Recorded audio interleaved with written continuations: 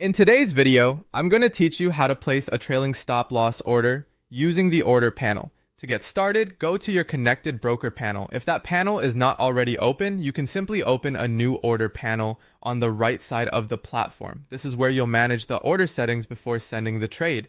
Take a moment to make sure you're in the correct panel, because the options you set here will control how your stop loss behaves once the order is active.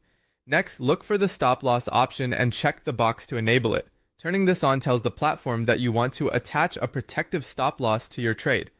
This is an important risk management step because it gives your position a predefined exit condition if the market moves against you.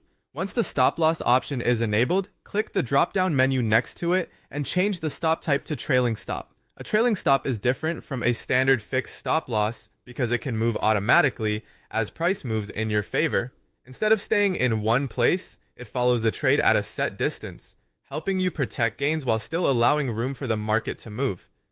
After selecting trailing stop, enter your trailing offset distance. Depending on the platform and instrument, you may be able to set this distance in ticks, pips, or as a percentage.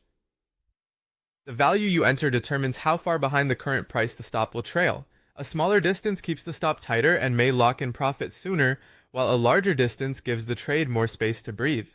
Make sure the unit you choose matches your trading style and the market you're trading. When everything looks correct, submit the order. Once the trade is live, the stop loss line will automatically trail price movements as the trade moves into profit. That means if the market continues in your favor, the stop adjusts with it.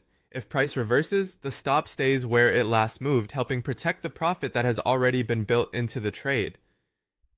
Before you send the order, it's always a good idea to quickly review the stop type and offset distance one last time.